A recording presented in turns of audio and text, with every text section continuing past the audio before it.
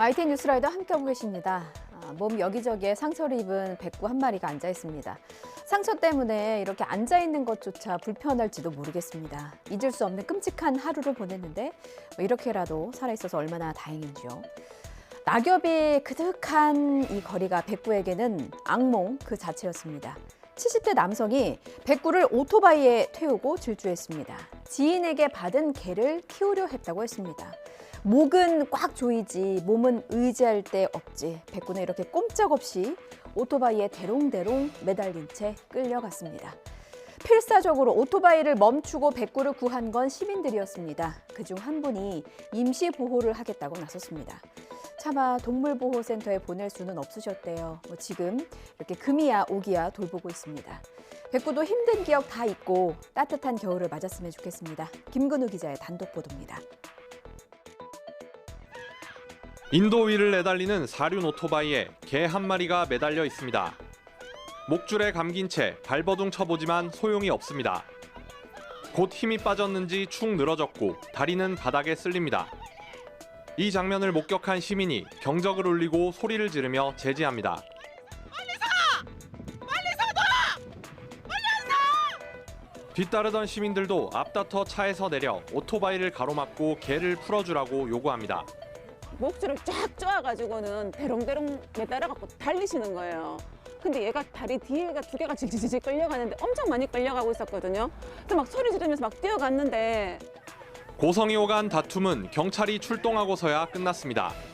저도 개도 키우고 있는데 오다 보니까 너무 불쌍한 마음이 있어서 집에 두 마리 있는데 같이 어울리게 잘 키워보려고. 너무 불쌍하고 이쁘고 또 사람 생명이니까. 경찰은 A씨를 동물보호법 위반 혐의로 조사할 방침입니다. 낯 놓고 기억자도 모른다는 말 대신 낯을 잘못 휘두르면 인생 나락간다. 이런 교훈을 확실하게 주는 영상 하나 준비했습니다.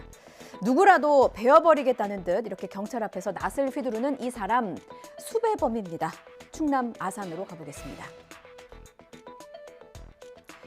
남성이 방 안에서 격렬하게 낯을 휘두르고 있습니다. 더 이상 도망갈 곳도 없는데 무작정 휘두릅니다. 지난 1일 충남 아산시에서 관내 수배자의 주거지를 순찰하던 경찰이 익숙한 얼굴을 발견했습니다. 이 사람 잡겠다고 몽타주 보고 또 보고 얼마나 받겠습니까? 실제로 목격한 순간 바로 형사과에 지원 요청을 하고 조심스레 접근합니다. 재산 뺏으러 온 놈들 아니야, 나가! 경찰관의 투항 명령에도 수배자는 낫과 흉기를 들고 경찰을 위협하기 시작했습니다. 경찰은 물론이고 수배자 본인이 다칠 수도 있는 상황이었어요. 테이저건을 발사하는데 1g의 고민도 필요 없었습니다. 수배자는 그대로 쓰러져서 제압당했습니다. 낫 휘둘러봐야 남는 건 나띵, 아무것도 없습니다. 격렬한 저항의 끝은 반성과 후회 그리고 철창이라는 점을 뼈저리게 느끼십시오. 결혼 중매 앱을 통해서 한 커플이 이어졌습니다. 2년 넘게 만났고요. 남성은 모든 걸 다 바쳤습니다. 심지어 퇴직금까지도요. 여행 가서 함께 찍은 사진은 소중한 추억이 될 줄 알았는데 끔찍한 악몽으로만 남았습니다. 모든 게 다 사기였습니다. 이 여성은 결혼을 미끼로 남성 7명에게서 30억 원을 뜯어냈습니다. 사랑이라는 올가미는 피해자를 죽음으로까지 내몰았습니다. 유가족은 가슴은 치는데 사기꾼은 이 돈으로 명품 사고 여행 다니고 참으로 호화롭게 누렸습니다. 오태인 기자입니다. 50대 남성 A씨는 결혼 중매 앱을 통해 2년 전 40대 여성 B씨를 처음 만났습니다. 수십 년 몸담았던 회사를 그만뒀고 퇴직금을 포함해 10억 원 넘게 B씨에게 건넸습니다. 아버지가 오래 다니셨으니까 퇴직금이 한 3억 8천만 원 정도 되더라고요. 그래서 그걸 노리고 퇴직을 시키는데 이제 퇴직을 시키는 방법은 이제 남자의 심리를 이용한 것 같아요. 처음 B씨는 A씨에게 해외여행 경비를 부담하고 명품까지 사주며 마음을 샀습니다. 휴대전화를 여러 개 돌렸으며 자신의 부모 행세를 했고 교대 근무를 하는 남자에게 딸을 줄 수 없다고 연기해 퇴사를 유도했습니다. 또 자신의 부모가 갑자기 숨지면서 A씨에게도 유산을 남겼다며 가짜 변호사까지 고용한 뒤 상속세 명목으로 돈을 뜯었습니다. 하지만 모든 것이 돈을 노린 사기라는 것을 알아차린 A씨는 끝내 극단적인 선택을 했습니다.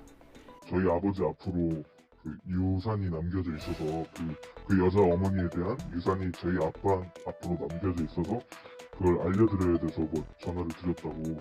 그걸 믿을 수밖에 없죠. 경찰 조사 결과 B 씨는 부자 부모를 둔 척, 예술가인 척 행세를 하며 지난 6년 동안 7명을 상대로 30억 원 넘게 뜯어냈습니다.